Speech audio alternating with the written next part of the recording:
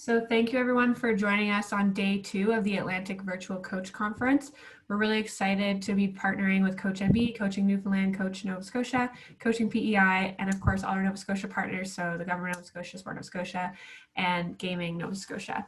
So my name is Kirsty. I'm the Community Coaching Lead at Canadian Sports Centre Atlantic, and I'll be hosting the next few days of the conference. Usually I'm out and about meeting coaches across the province and offering in-person PD, but now because of COVID, we are offering a virtual conference, and we're really happy to have people all over the country attending these conferences tonight. So before introducing Zoe, I do want to say on behalf of Canadian Sports Centre Atlantic that we would like to acknowledge that our office and where I'm currently residing is in the Mi'kmaq, the ancestral and unceded territory of the Mi'kmaq people. And like I said, we know there's coaches from all over Canada, so we welcome you guys to share where you are currently residing.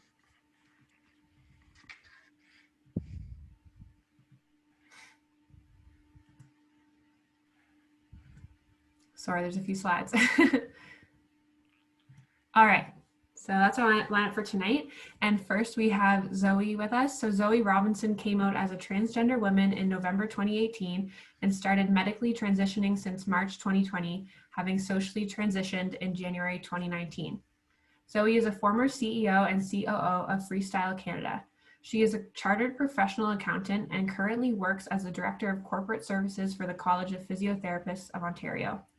She also provides strategy, governance, financial, and risk management advice through her consulting company, Whitebox GSI Consulting. So this topic is something that, again, a lot of Nova Scotian coaches have requested. So we're really happy to have Zoe on here tonight to talk about her transgender experience. So Zoe, I will stop sharing now. Okay. And then you should be able to share from there. So I can share from here. Hi, everybody. So how does that work? Oh, there we go. Desktop 1. Share. Can everyone see my... Just give me a second here. Are we good? Oops, what are we doing here? That's not the right place to be. Good Lord. Sorry. Giving it all away. There we go. There we go. Well, yeah. Thank you, Kirsty. Thank you very much for inviting me to speak today. It's really wonderful to be talking to the coaching community. Sport has been an important part of my life ever since I was a young child, and certainly professionally as well, as Kirsty had outlined. And being a transgender woman is something that is very close to me, obviously. And so the opportunity to talk about two of those things is really exciting.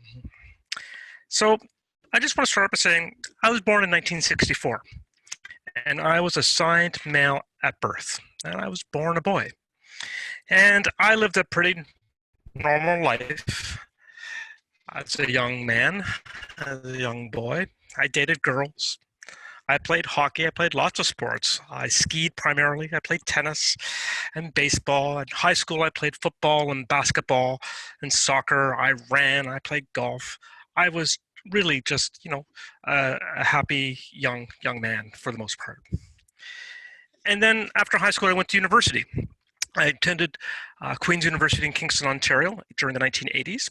And during my summers there, I worked at a male-only job at Old Fort Henry in the Fort Henry Guard. That has since changed with the way Fort Henry has its guard. But at that point, it was all male. And I did that for 6 summers. And eventually, I graduated university. I became married, actually twice. I had 2 wonderful children. I have 2 wonderful children. My daughter Lauren, who's 17 years old and is last year of high school, and my son William, who's 22. So I lived a pretty normal life as a typical male in the 1970s, 80s, 90s, and 2000s. But I was somewhat distressed about who I was. And I had a very feminine side to me that I really tried to deny that existed over that time. When I look back upon my life, I like playing with girls more than I like playing with boys. I liked the activities that girls did more. Like some transgendered individuals, trans women in particular, I wore my mom's lingerie in secret, in private. in her clothes. I would wear her panties and her pantyhose, and I would fantasize that I was pregnant. And I, even though I was an athlete, I really had a pretty poor body image of myself. And so even though I lived this pretty normal existence as a boy and a young man, I had identified more with women. And my body image was such that when I was looking for examples of depictions of what I thought I should look like in the media, I wouldn't look to magazines like Muscle Magazine or any of the men's magazines with the very muscled men. I'd look to magazines like Shape and women's fitness magazines. And this was the image I had of myself that I wanted to be. I wanted to look and be a girl, but I had to settle with dating girls and play acting, as I say, role playing as a young man throughout the early part of my years. I also have anxiety and depression, and I've had that my entire life, but it manifested itself during my first year of university in Kingston. And I didn't understand what the underlying factors were behind that. And after years and decades of counseling and some medication to help after a major depressive episode in 2006, it took me up until my early and mid 50s to realize that I had to address something that was very important about me. And when I was 54 on November 12th, 2018, I woke up that morning and said, I'd had enough of who I was. I had enough of being angry. I had enough of being depressed. I had enough of being unhappy and the anxiety that I had. And I said to myself, I just had to accept my feminine side about who I was. And I came out as a transgender woman. I disclosed my gender identity. And that second birthday, nearly 2 years ago, opened up a whole new world for me. And it resolved a lot of my mental illness that I've been struggling with for most of my life. And it's led to me having a much happier life that I lead now as a transgender woman named Zoe Catherine Robinson. But there were lots of challenges over the last few years, and change was pretty common. There's a broken marriage involved, actually my second marriage. There was an impact on my daughter and my son and my brother and my father, and they had to mourn and grieve the loss of a dad, of a brother, of a son.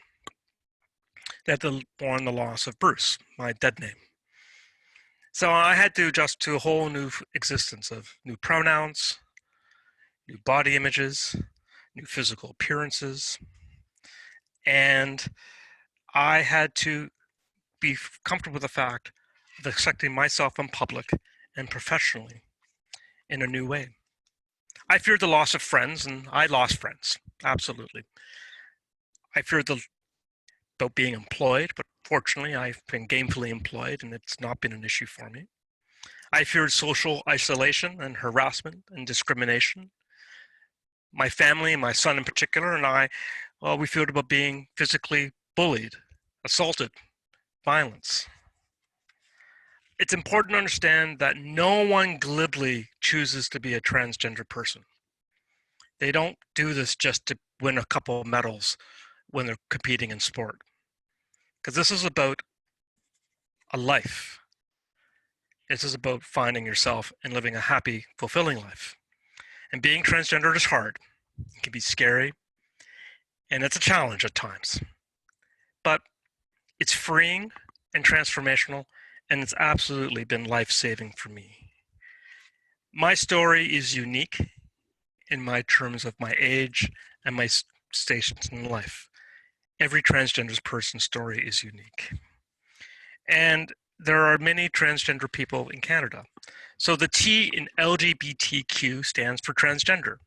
Sometimes you hear LGBTQ+, LGBTQI2S, where the I stands for intersex, the 2S stands for two-spirit, which is within the Indigenous community.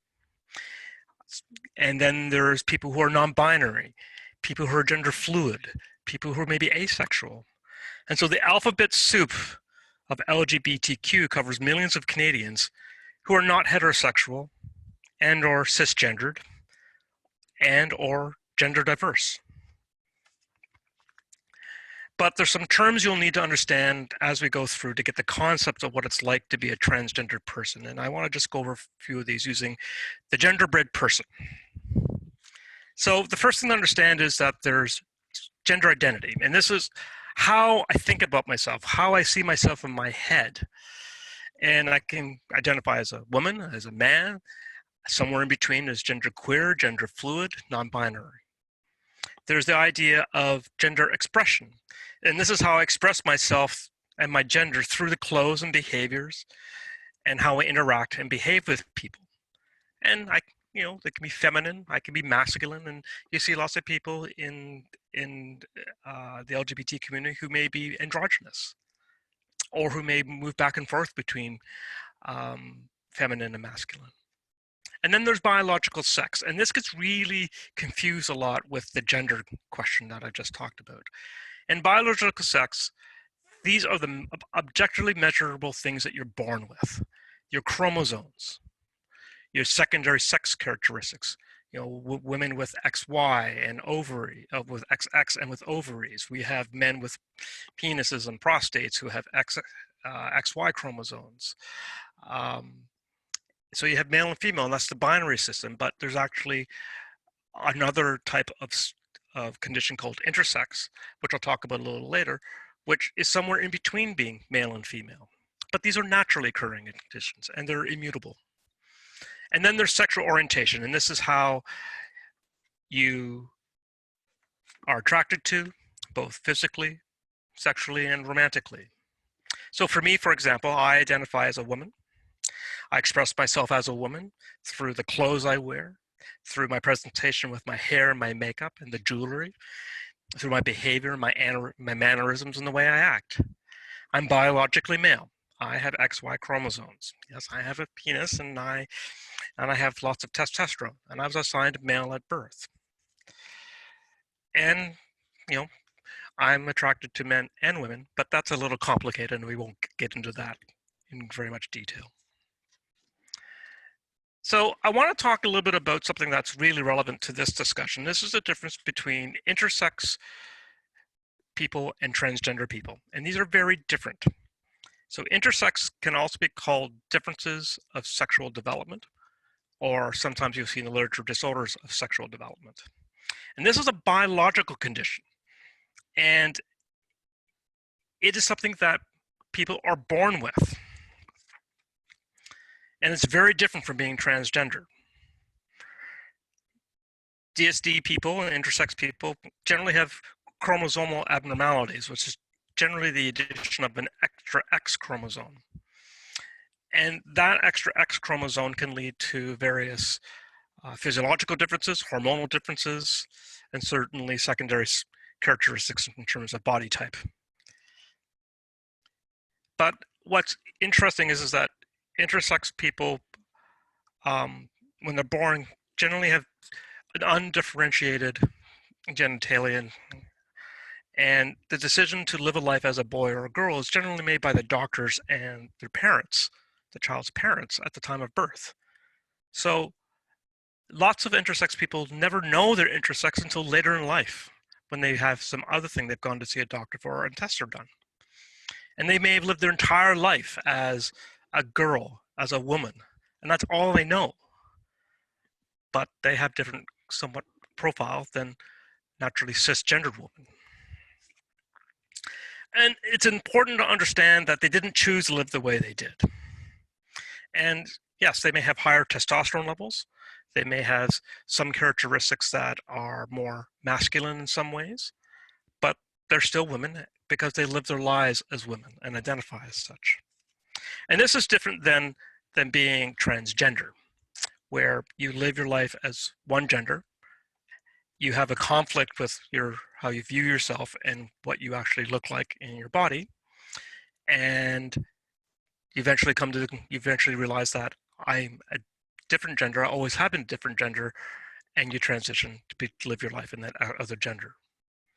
It's very different things. And so when we look at intersex athletes, caster semineia becomes a real example of this and has been in the news likely, and all of us probably are very aware of her. And it's believed that she has an intersex condition, although this has not been publicly confirmed. So they're very different. And it's important as we move forward to understand that as we discuss the difference between transgender and intersex people in involvement in sport. So I wanted to talk about the experience of being a trans woman or trans person. Being a transgender person is not a medical illness. It's not a psychiatric illness. It's not a pathology. But that wasn't always the case. And it wasn't up until 2013 that the Bible of Psychiatric Care, called the DSM, or the Diagnostic Statistics Manual, version 5, removed the pathological component about being a transgender individual and reclassified it as gender dysphoria. And just gender dysphoria is described as, quote, a marked incongruence between one's experienced and expressed gender and assigned gender. And the treatment for gender dysphoria is to find gender affirming support, either through medical care, through social transitioning, and through counseling. And yes, transgender people still have types of mental illnesses, anxiety and depression, just like the regular population. But being transgender itself is not an illness itself. And something that also gets talked about is that not all transgender people go through surgery. Not all transgender people do medical intervention. And although trans men, individuals who are assigned female at birth, have a higher rate of surgical intervention and gender confirmation surgery than trans women, and certainly the idea about what was be called sex changes in old parlance, but a gender confirmation surgery or bottom surgery, it's only about 5 to 10% of the population of trans women go through this, although that demand may be increasing in the future.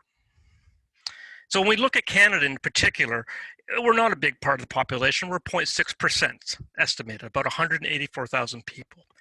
They're generally young, 35% under the age of 25, 9% over the age of 50, people like me. So we're overrepresented in the younger age groups, under 25, and vastly underrepresented in the groups over 50.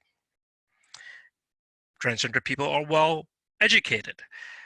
They're gainfully employed. But even though that's the case, 50% of trans people make less than $30,000 per year, which in 2016 dollars was about the 45th percentile of Canadian incomes. And 40% live in low-income households. So when we look at this kind of demographic side to it, there are certain experiences that trans people have and issues that they face. And this is drawn from a 2020 publication from Trans Public Canada. So many trans people are marginalized by their family and friends. You may lose friends, and I have. People may be ostracized and lose family. They may be disowned by sometimes, and that's a common thing you hear about young trans people. They suffer social isolation. They're misunderstood by people because not very many people know a transgender person, so all they know about being trans is from the media. We have challenges to access bathrooms in our preferred gender. There's higher rates of sexual harassment and sexual assault. There's verbal harassment, which is significant. There's large amount of physical intimidation and threats, and 16% at some point face physical violence. There's challenges to get government documents in your preferred gender and name. I'm still trying to change my gender marker from M to F, and I've been at this for 6 months. And then it's going to take me probably another 4 months to change my name, and then it's going to probably take me another year to change all the documentation that I have to in order to be legally who I know I am, as Zoe Catherine Robinson. And there are administrative challenges in terms of completing forms, because in many ways, I can't use my preferred name. I have to use my legal name.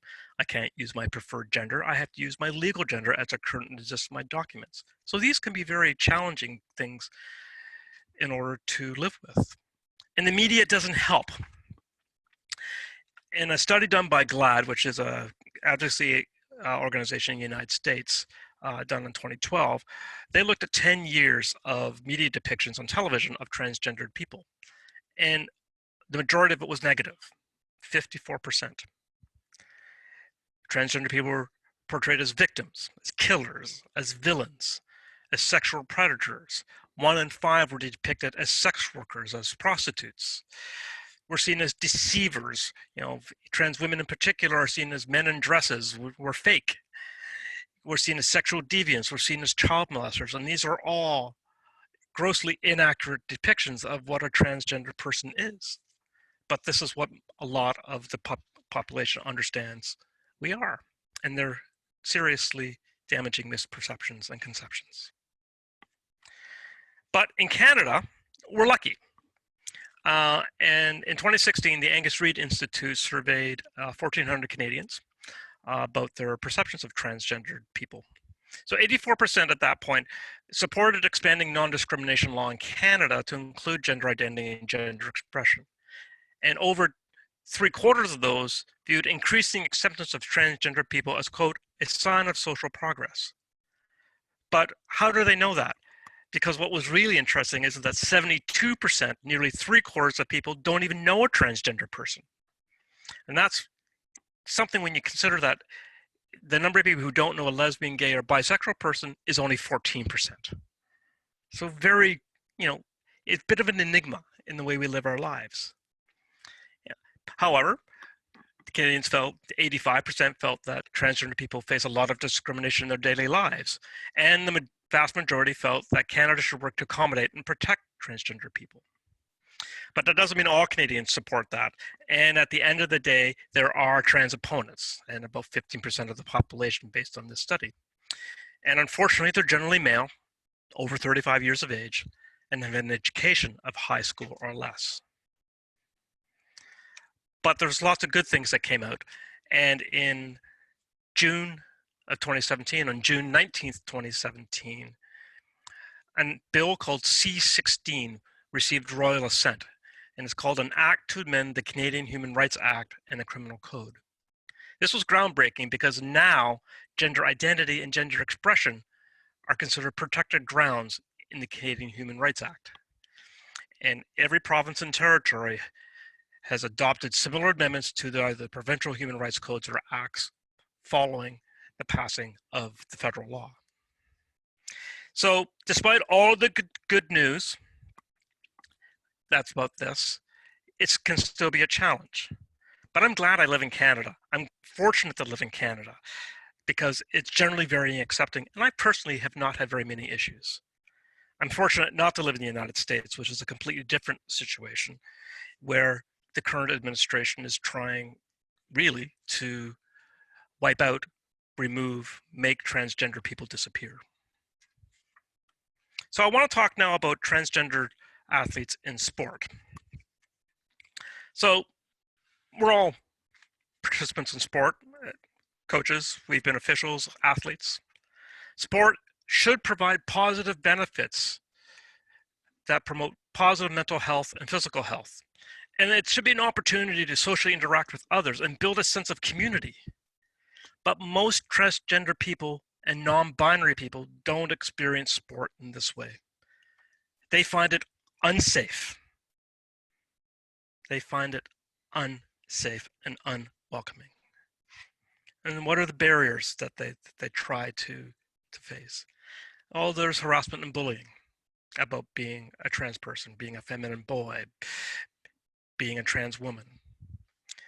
There's use of transphobic language and transphobic banter on and off the field. The biggest single issue that trans people face, and I can attest to this myself, is unsafe change rooms, locker rooms, and shower facilities. I used to go to the gym. I used to go swimming. I won't do that anymore. I will not use a male facility.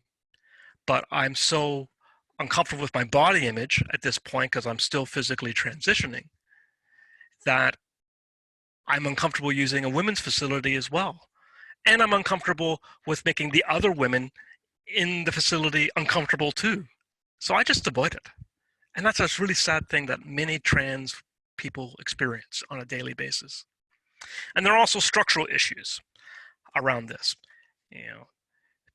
Binary gendered categories for team selection and recruitment. You got to be on the boys or the girls team, the men's or the women's team. You have to wear certain type of clothing in order to conform to being on the men's or women's team. There's lack of gender affirming registration documentation, as I said earlier about the administrative problems, where you can't use your preferred name, you have to use your legal name, and you can't use your preferred gender marker identity. There was a study done in Spain that was released in earlier this year, and was about the participation rate of transgender people pre and post gender disclosure or coming out.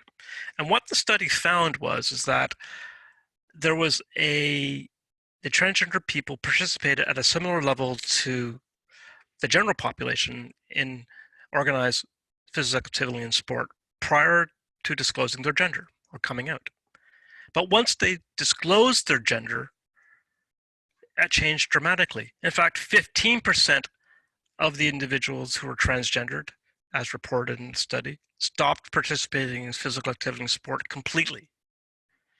And the other thing that occurred is that they switched how they participated in physical sport and activity from organized activities and team activities to more unorganized physical and sport activities that were generally individual in nature. So running and walking were primary, and for trans men in particular, bodybuilding became a particularly important one. So what can you do as a coach? Well, and to support transgender people. The first thing is that you can create a safe and welcoming space for trans athletes. You can publicly support and celebrate and welcome those athletes to participate in sport. You can use gender neutral language. What's really important is that have a zero tolerance policy for athletes and their parents for use of transphobic language and banter, both on and off the field of play. Make it a welcoming, gender-affirming environment.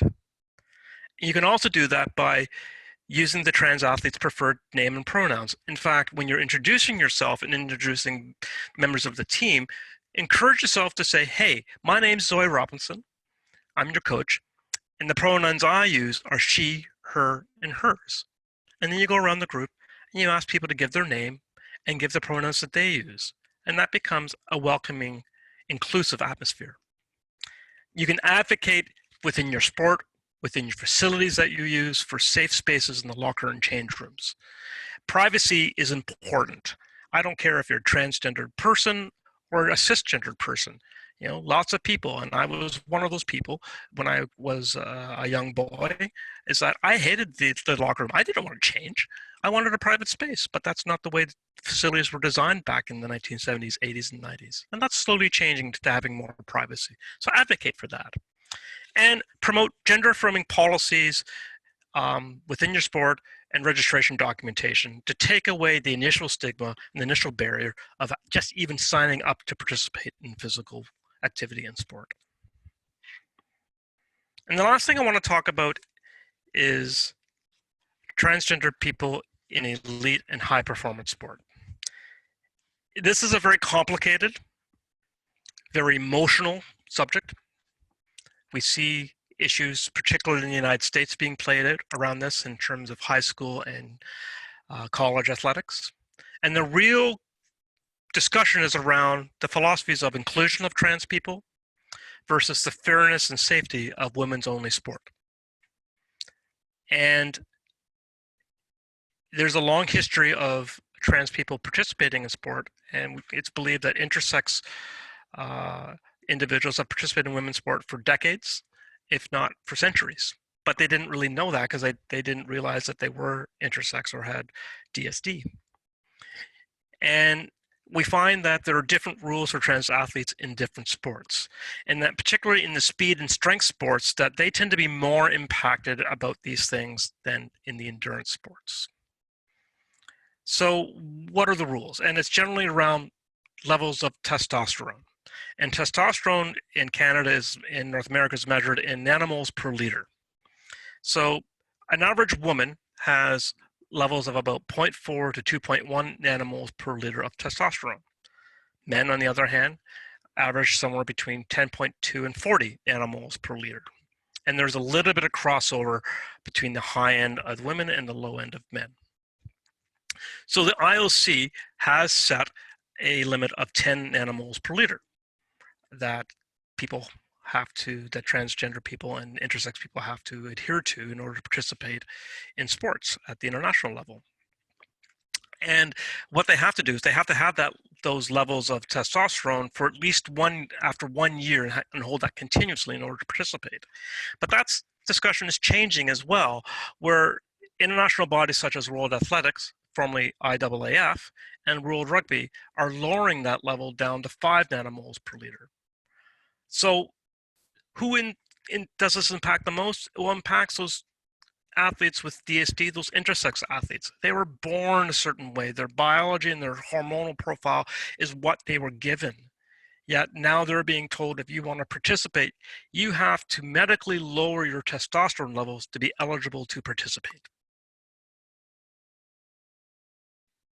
They had no choice to be who they are, but now they're being told they have to medically alter their profiles to participate.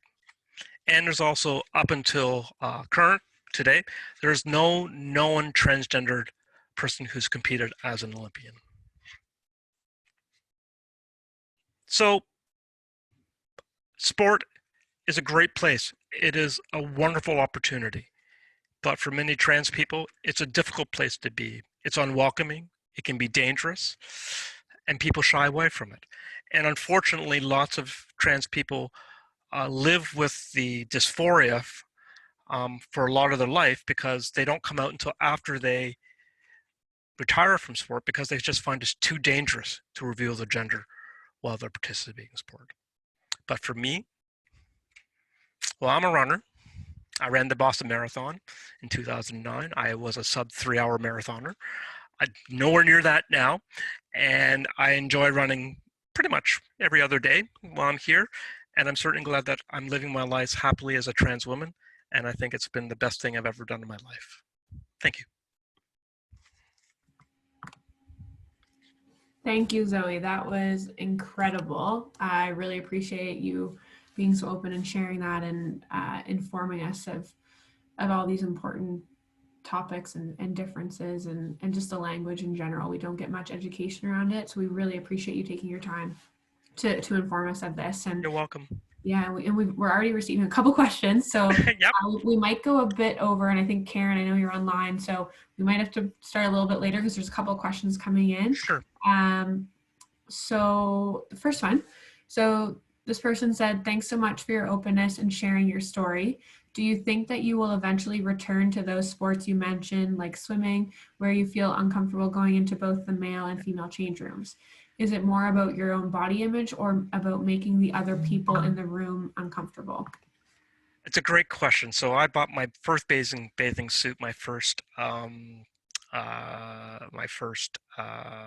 not a bikini, but a one piece this summer. So a lot of it's about my own body image, and that I am very uncomfortable with that because my body's still developing. I've only been on hormones 6 months, and it could take up 2 to 5 years for the changes to really take hold. So that's unfortunate. That's uncomfortable for me. But I'm also quite uncomfortable in terms of making other people uncomfortable and how they might react, which could be dangerous for me in terms of the abusive and discriminatory atmosphere that I could be in. So I do hope to return, and I certainly will be swimming in my new bathing suit soon. Great, thank you. And another one, what is your opinion on transgender athletes in contact sports, such as boxing, taekwondo, wrestling, etc.? I think it's so these sports already have weight classes to allow for differences in size and weight and gender. But there are studies coming out now that I've read over the past few weeks that are beginning to question about the effects of hormone therapy and lowering testosterone, and what are the inherent physical advantages that trans women have from growing up with male biological characteristics, particularly around muscle strength and power, that perhaps the hormones doesn't really level the playing field in that way. So I think there's a lot more research that's required on this particular subject to see what are the true impact in reductions in performance of strength and speed with the reduction of testosterone. And this really comes from a safety standpoint. And, I don't know the answer to that. I think that they'll struggle with that, but at least they have a framework in place in the contact and combative sports to deal with differences in terms of weight and size and strength. And I just also important one I didn't mention is that although I talked about elite high performance sport and the barriers that exist, I want to make the point that in Canada, because of the changes to the Human Rights Act, Canadian Human Rights Act, and the provincial human rights codes, is that it's actually illegal to discriminate against trans people. If they and they are able to self-select what program they want to participate in. If they want to participate in their preferred gender, they have every right to do that and not to be questioned medically or be forced medically to do any changes for participation. And certainly at the recreational level and at the community level, there should be absolutely no question whatsoever in my mind that allow transgender people to participate in their preferred gender category. Even getting on national teams, I think that's a general rule. It's of course game by Canadian law, and it gets complicated once you move into international competition, where international federation rules begin to apply, and particularly as you go towards things like the Pan Am Games or the Olympic Games as well, where those rules become more complicated. But for the most part, most transgender people should be able to participate in the sport as they want to. So trans women in women's sport and trans men in men's sports. Yeah, great point. Thank you. And there's a lot of comments coming in. I want to make sure you see those. Yeah, okay. You. But then someone did bring up a question. So do you have any suggestions to how to change, or sorry, many mixed softball leagues require a minimum of a certain number of female players. Do you have any suggestions to how to change these rules to be more inclusive for transgendered people? Well, I think once again, it's that in Canada, if a trans woman like myself wants to play mixed softball, I'm classified as a woman because I'm a woman, and would fit into those particular rules. I think that it takes increased education by people within the sports system to allow for more gender affirming policies and programs to allow trans people to participate. That requires more education, and it's changing. It really is changing in Canada, and I couldn't have come out 2 years ago if it wasn't a safe place. 5 years ago, nope, not a hope in hell that ever would have happened, because I would have been, I still think, too dangerous. But Canada's a great place, but you need to advocate more, and it needs to start young, advocating in this space, creating policies in junior leagues, and it really needs to change in school sport, where there needs to be a clampdown on the transphobic or even homophobic language and behaviors that get promulgated, particularly in boys sport, around those type of things. I think if you start young, that over the generations and years, that'll just trickle up into the other forms of national sport and provincial sport in the country. Great, thank you. And this will be our last question, then we have to move on to the next one. There's just a lot of great questions coming in. So this person said, thank you for sharing some ways for coaches, leaders to create a safer environment. Any suggestions or direction for how to help educate cisgendered youth sport participants and their parents about having a transgendered coach or teammate? Oh, that's a great question. Wow. It's brave to go out and do that and disclose your gender and live your true life, and it is affirming. I think that harassment, discrimination education needs to include not only against boys, but against girls and women, but against trans people as well, and that needs to be included. And that needs to be mandatory training for athletes and for parents in particular. And as we know, parents can be interesting bystanders and spectators at the side of the playing field. and I think that these things should be mandatory and to be inclusive. And I think that the other point is that your boards of directors, your volunteer committees, they need to stand behind you as a trans coach and support you. And once again, as I said earlier, just zero tolerance about any harassment, discrimination for you being a trans person. You know what? You are who you are. Thank goodness you are who you are, and you should be allowed to do what you want, live how you want, and no one has the right to tell you can't live that way, because you are, if you're a trans woman, you are a woman. If you're a trans man, you are a man, and no one gets to question that. But you need support, so you need that system around you. So the league, the club, the executive, they need to support you equally as well. So they need to become educated too. And I think, the Coaching Association of Canada can play a great role in that through its resources. Yeah, thank you. I think that's a great way to wrap this up. And so thank you so much, Zoe. And oh my God, thank you so much. It's been awesome. Yeah, thank you. And there's a lot of great comments coming in, so I hope you can them. But thank you so much for taking your time, and thank you to all the coaches for attending. I will stop recording now, and then we'll move on to the next session. So thank you. Thank you very much. Happy National Coaches Week. Hashtag thanks coach. And I hope all of you survive, if you're living in Atlantic Canada, survive the hurricane and the rain and the wind. I hope stay safe, please, and enjoy the remainder of the program this week. So thank you so much for inviting me. Thank you. Thanks, Zoe. Bye-bye.